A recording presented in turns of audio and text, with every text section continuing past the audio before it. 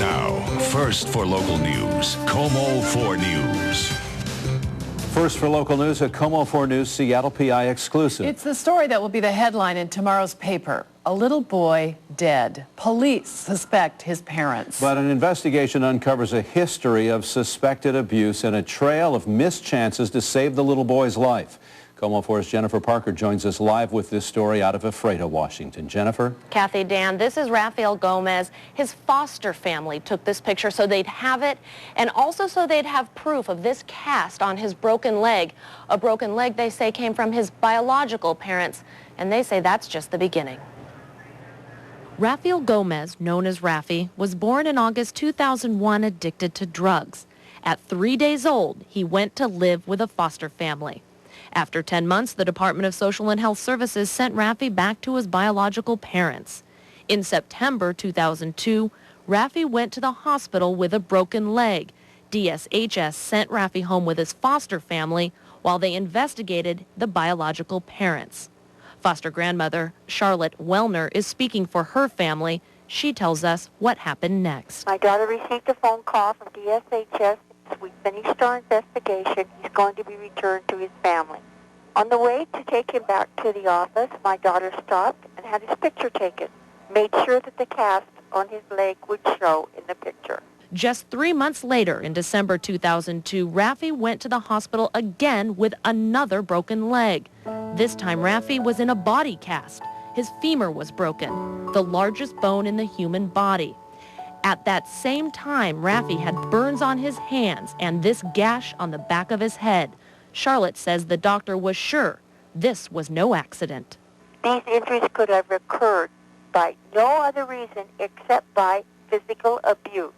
Rafi stayed with his foster family for 3 months, but in March of 2003, he went back to his biological parents for the third time. 2 days later, the caseworker in charge of placing Rafael told my daughter that there had been no abuse involved here.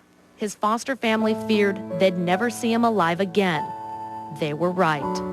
On September 10th, 2-year-old Rafael Gomez died in Spokane from what Charlotte says were 2 T-shaped skull fractures. Kathy Spears, the spokeswoman for DSHS, says the department is doing an investigation into if our policy, practices, and procedures were met throughout the case. Police are investigating Rafi's death as a possible homicide. In the meantime, Charlotte and the rest of the foster family grieve the loss of their child. After all, Rafi spent 16 of his 25 months with them. I wake up in the middle of the night and this wave just goes over me. Like, this cannot really be happening. It must be a dream. But I know it's true. Now, the death has not officially been ruled a homicide. We are still waiting for the autopsy results. I'm Jennifer Parker, KOMO 4 News. Very, very sad. Jennifer, thank you very much. Seattle PI reporter Angela Galloway has been putting the finishing touches on this story. You can read her full story about little Rafael Gomez in tomorrow morning's edition of the Seattle PI.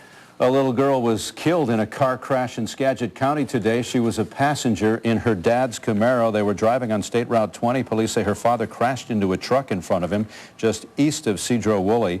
The force of the crash sent the Camaro spinning into oncoming traffic where it was hit by another car. The 5-year-old girl was killed. Her father is hospitalized, but because of new privacy rules, they cannot tell us his condition. Investigators now think a ferry captain fell asleep, causing a horrible accident in New York City. 10 people were killed, 42 hurt. KOMO 4's Kevin Reese has the latest on the crash and why the local ferry service believes something like that could not happen here. Kevin? We've learned tonight it was the second in command at the helm of that Staten Island ferry when this crash happened, and that he did try to kill himself after the crash. And even though he's in the hospital tonight, he's effectively in police custody. We can also tell you this is an accident investigation. The Washington State Ferry Service will also be closely watching. Even at night, you can see how the lower level of the ferry is simply ripped open. Walking on board, this is where the outer row of seats used to be. The lower deck torn apart in places all the way to the center of the ship, and a collapsed staircase where panicked passengers tried desperately to escape. Everyone, as we're pulling in, everyone just started yelling and shouting and turning around and just pushing everybody back down the stairs, and it was like a stampede going down the stairs. Other witnesses say the ferry never even slowed down, smashing into and collapsing the corner of a cement dock. You can see the wake on the boat. It's not slowing down. It's going full speed ahead. That corner just took out the entire bottom deck, and it just went right through all the windows. All the windows where most of the passengers were waiting to disembark. Some died instantly. Others suffered amputations and other gruesome injuries. We hit the pier and there was absolute panic. The local ferry system says there are several differences that might limit the same loss of life on Washington state ferries. That lower level where the New York passengers waited and died, level on local ferries of similar size. Most of the time people get out of their car and go up above, but at Staten Island, all of these lower levels down here would have been filled with people. Local ferries don't usually approach the same type of long cement piers, normally just braces and dolphins made of heavy timber. But in New York, the focus isn't what the ferry crashed into, only why it was hurtling out of control. It's a terrible tragedy.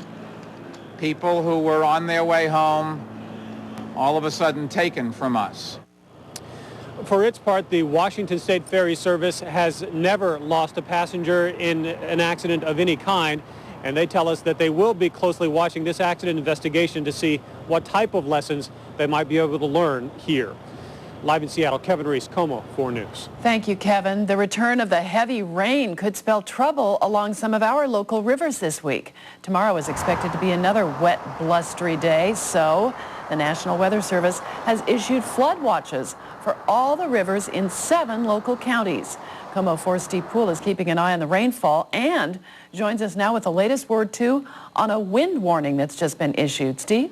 Yeah, wouldn't you know it, Kathy, just weeks ago we were in a calm phase with no rainfall at all. Well, things have definitely turned around, and we now have the first wind warning up of the season over on the coast. Take a look here, and you can see the south coast is primarily where we're concerned about. From Long Beach down past Astoria, could have winds gusting up to 60 miles per hour at times tomorrow. Let me show you where all this is coming from. You look at the satellite image here, and you can see what we're tracking, a broad fetch of moisture that extends way out in the Pacific.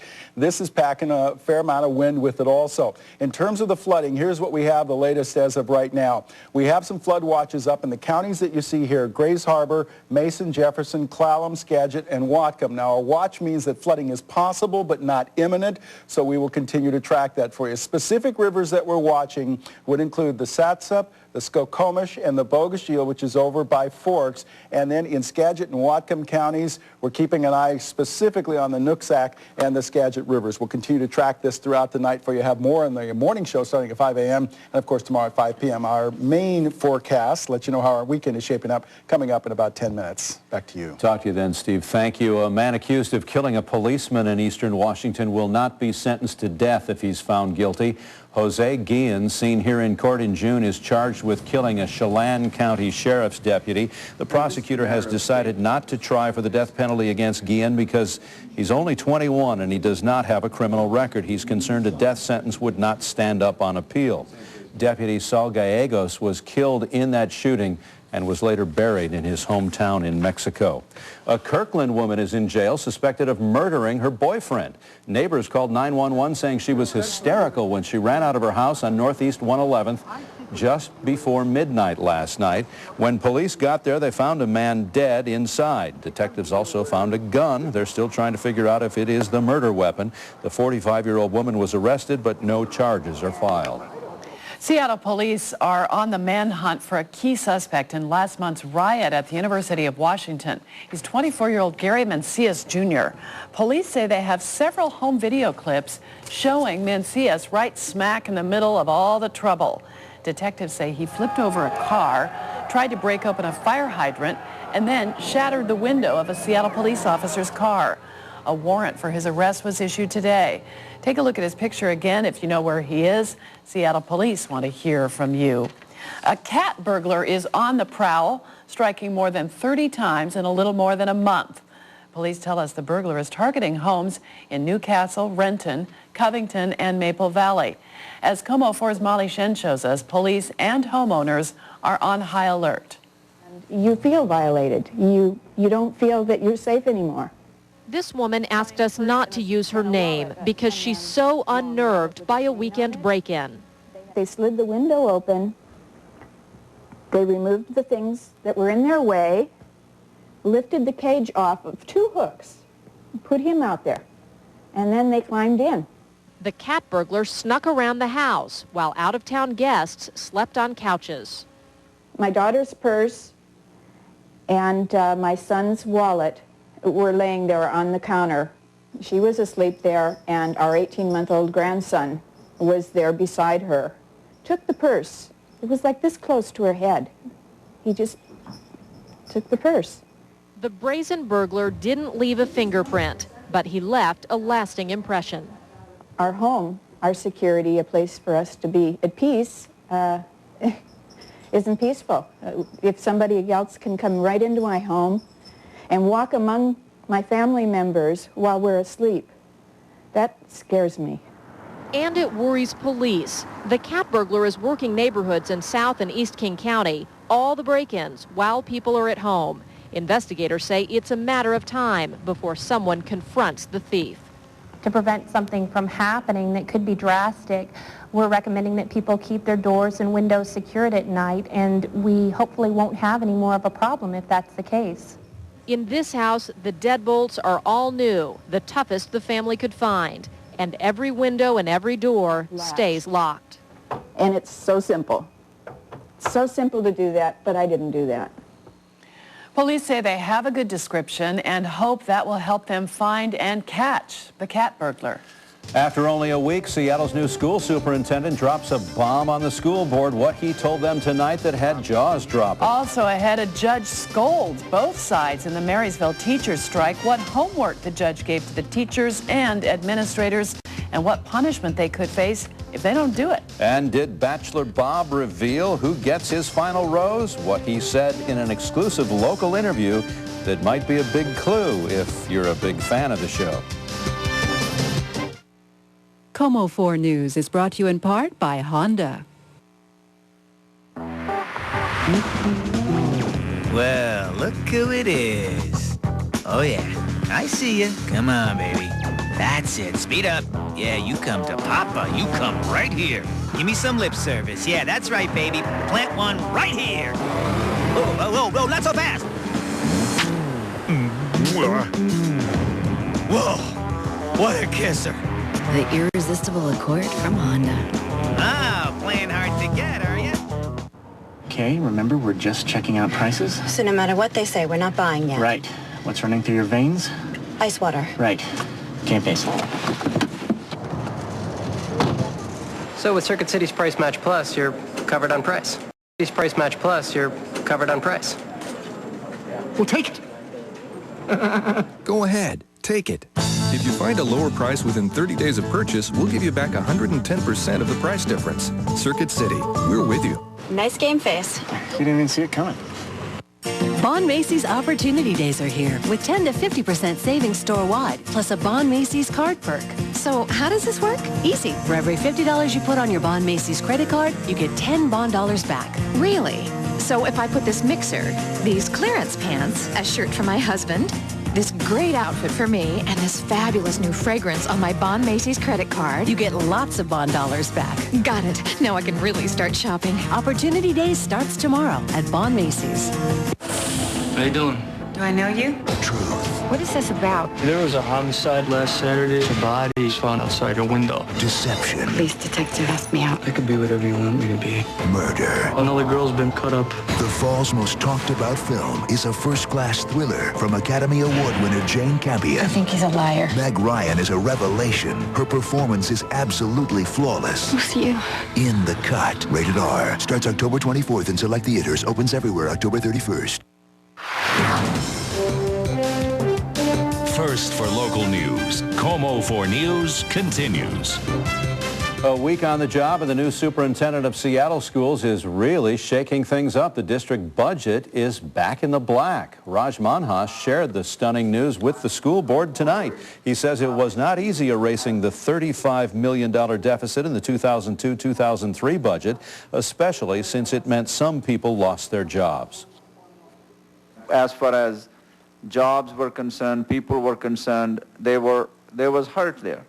And so I from financial standpoint, we made it, but it did have its impact on people. Almost 200 employees were laid off to help fix the budget crisis. Monhaus told the board tonight not only is the district out of debt, but there's still $1.3 million left over to put back into the reserves.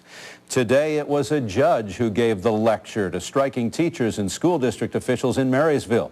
Teachers packed the Snohomish County Courthouse today to see if the judge would order them back to work. Instead, the judge told the opposing sides to spend the next 4 days sitting face to face at the bargaining table.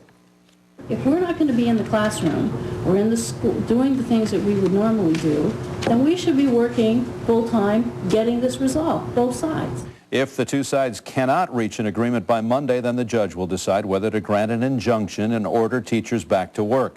The injunction could also force teachers to pay hundreds of dollars in fines for each day they're not in the classroom. Okay, so has Bachelor Bob let the cat out of the bag about who's going to get his final rose? Tonight, Bob handed out 6 roses and sent 4 women packing. But, you know, the show was taped a while ago. Bob has actually already made his final choice. In an interview this week with Star 101.5, Kenton Allen asked Bob, what does she think watching him kiss all those girls on the show? It seems weird. I don't know why. The end will justify the means, hopefully, and she'll realize that, you know, you gotta, you know, well, actually, I could use her quote, because I certainly wouldn't say this about the other women, but she said, you know, sometimes you have to kiss a bunch of frogs before you find your princess, and I thought that was pretty funny. Now, after the interview, Star 101.5 was flooded with calls from people who remembered one of the bachelorettes saying that exact thing. So, who was it? Well, I'm not going to say the name, but I am going to show you who it is. So if you don't want to know, close your eyes right now. Okay, ready? Close your eyes. Close them tight. Here's who it is. Okay, don't look. Keep your eyes shut. Don't look. Keep them closed. Don't look. I don't want to spoil it for you. Okay. Eyes been closed for a long time. All right. You can look again. You know, I kind of like taking those little breaks in a newscast. That was kind of We nice. should do that, you know. You guys don't. But we have a chance to just kind of sit back. Just because she said that, I mean, anybody could say that. That doesn't mean anything. Yep. Okay, so even if you did look, don't think you know the answer because, you know. This could be another gimmick by the network to make You money. never know. Do you think he planted that on purpose to make people ever go to those links? No. No. Let's talk about what's going on with your weather forecast. Wet weather, my goodness, and as I mentioned earlier, what happened? We just suddenly turned the corner. Anyway, outside right now, the rain continues to fall, 52 degrees, south wind at 82991, steady barometer, have 77% on our humidity. Let us take a look at what we did today. Had a high of 54, low 42. 60 and 46 is normal for this time of year. The record 77 degrees set back in 1991. So let's get right to it. Early warning Doppler radar shows us a couple things. First of all, we're in a bit of a break between rain and serious rain for that matter, but we can already see signs of it beginning to pick up over on the coast. Let me show you this satellite image once again because I think this really is sort of a dramatic view of how large the system is that's closing in on the west coast here. And anytime you get something approaching us that's coming at us from the southwest, has that long fetch, is able to pick up a lot of tropical moisture, you got to pay attention to the rivers. So that's exactly what we're doing. There's also some wind kind of tucked in with that as well. So we've got overnight lows tonight in the upper 40s to right around 50 degrees and rain at times tonight, but not of the intensity we'll probably have by tomorrow afternoon. We've got 48 in Bellevue, 49 in Redmond, 48 in North Bend. Pretty mild temperatures, and it'll be mild tomorrow too. We might be close to 60 degrees in a lot of area. Rain and wind with both of them picking up more so later in the day. We've got wind perhaps up to 25, even 30 miles per hour. That's not huge, but it is a bit of a turnaround from what we've been used to for the last several months or so. Anyway, up in the foothills, you have upper 50s there, again approaching 60 degrees. Again, the increasing chance of rain and wind as the day proceeds. Down the strait, around the San Juans for our Canadian friends, all up and down the I-5 corridor from Everett up through Bellingham. The story is essentially the same, and this means you're going to have to exercise a little bit of patience on the roadways because you know what it was like today. I mean, everybody slowed down. We had our share of accidents and so on. So be careful. 60 in Longview, 61 in Portland, 59 in our state capital of Olympia, up in the Cascades, 8,000 feet on the snow level, and that means just rain in the mountains and a fair amount of it.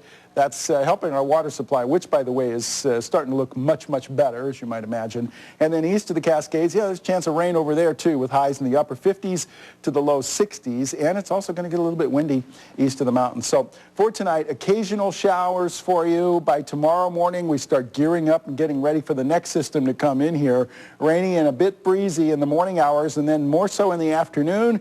Well, it all kind of picks up. More rain, increasing wind, 55 to 60 on the high temperature range. Take a look at the extended forecast.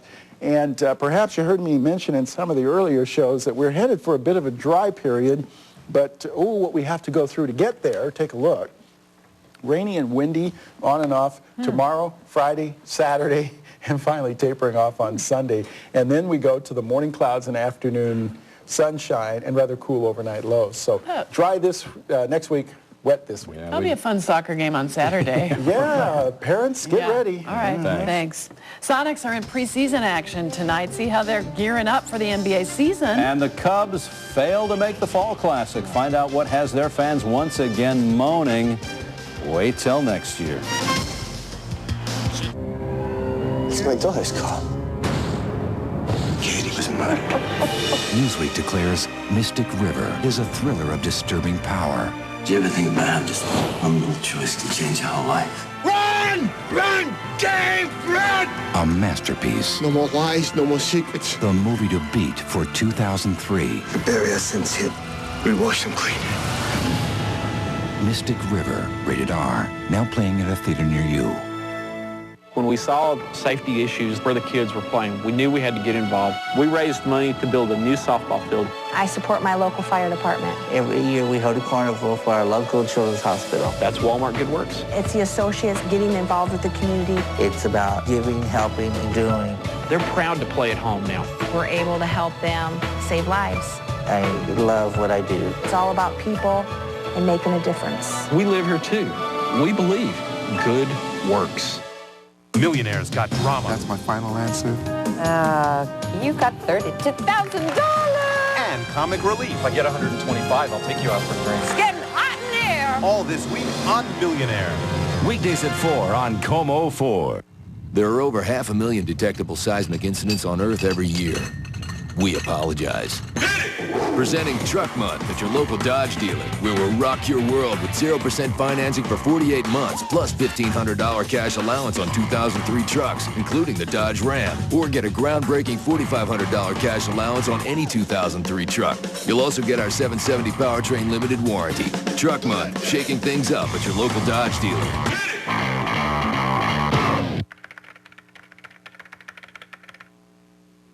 Cigarette smoking is addictive and causes serious diseases. Smokers are far more likely to develop serious diseases like lung cancer than non-smokers. There is no safe cigarette. At philipmorrisusa.com, you can find this and other information on the serious health effects of smoking and links to reports from public health authorities, including links to sites that can help smokers quit. For more information, visit philipmorrisusa.com.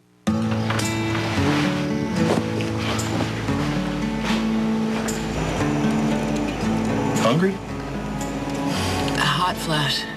How do you cope with the changes that come with menopause? At Pacific Air, we created the Menopause Program, part of Women's Health Solutions, to help our members better understand and deal with menopause. Pacific Air believes caring is good.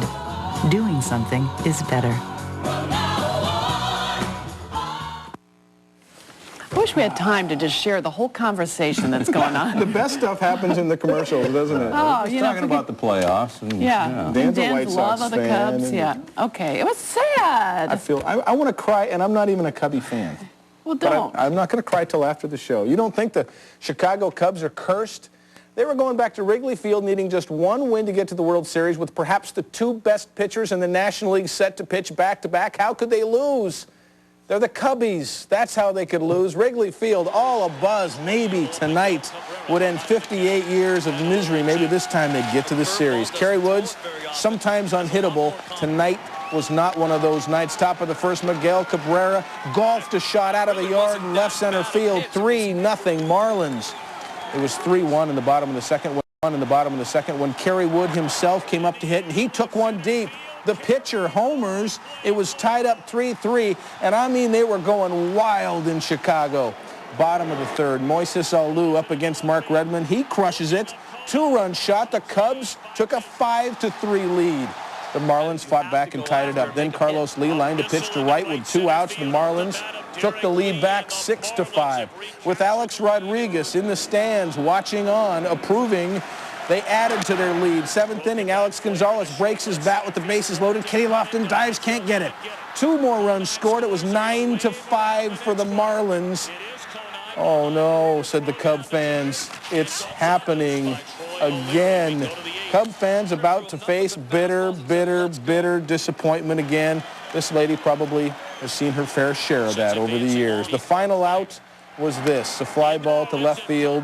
The Marlins are going to the World Series. Our little friend in the stands, well, she's going to have to wait for at least another year. She wipes off her tears. So it's 58 years and counting since the Cubs have won the National League pennant.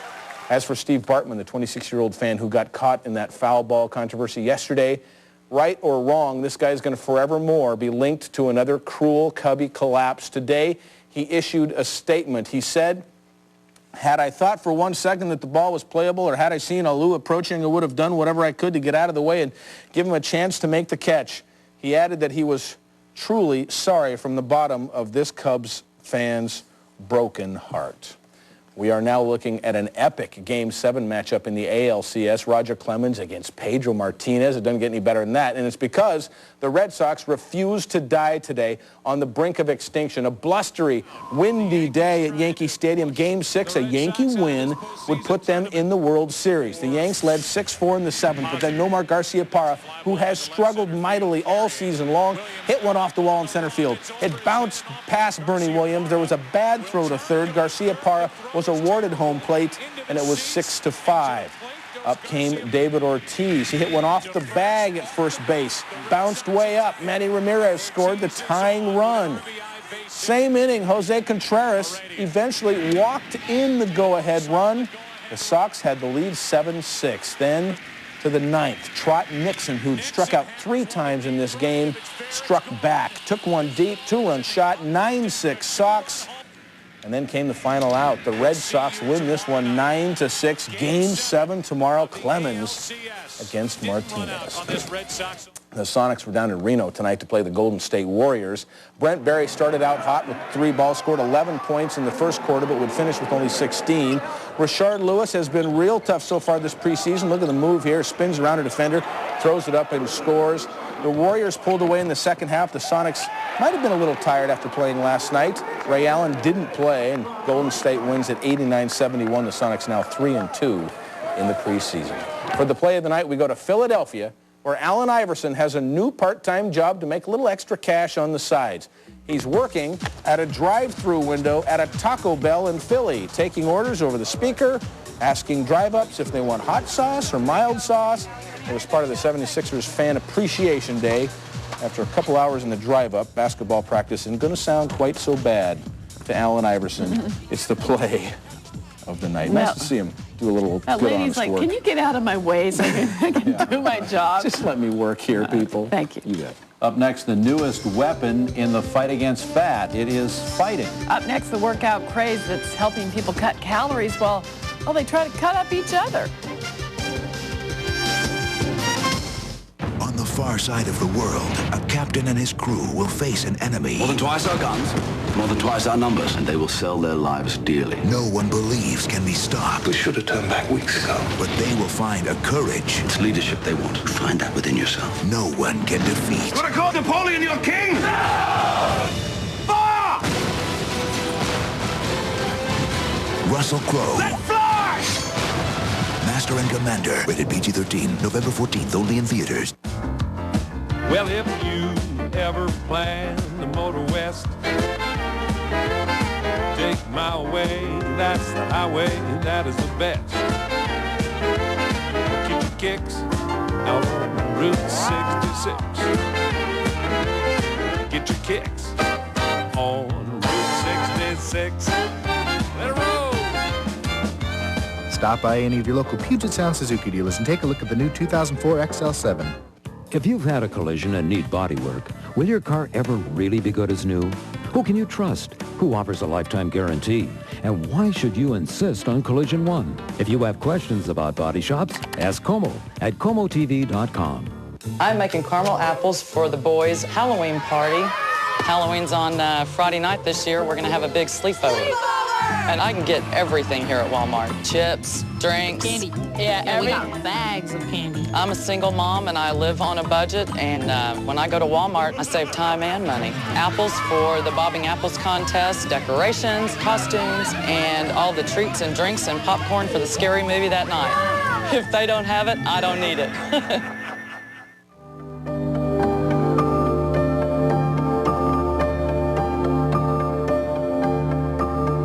Passion, dignity, dedication. Where a day's work is not just a job, it's a calling.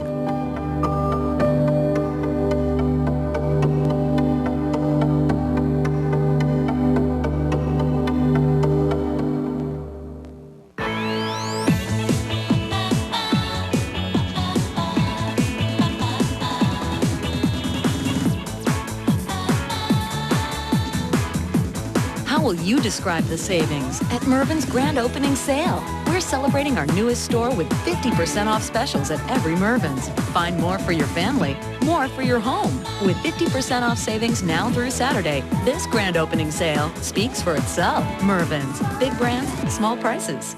At Linwood Honda, we've taken the guesswork out of finding a quality used car. Every used car, truck, van, and SUV we sell is carefully inspected and meets our strict safety and mechanical standards. That's the difference.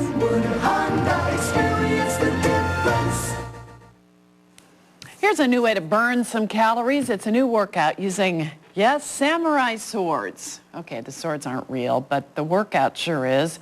Trainers say you can burn up to 600 calories an hour. They call it, what's so funny? It's Forza. Forza. It's getting a lot of interest right now because it's featured in that movie Kill Bill. But Forza is Italian for strength. Yes. And just power. Power. Do some sit-ups. Just Hey, get on the have floor. a great evening. Do Hope to some see you back sit-ups. tomorrow. Bye-bye. You don't need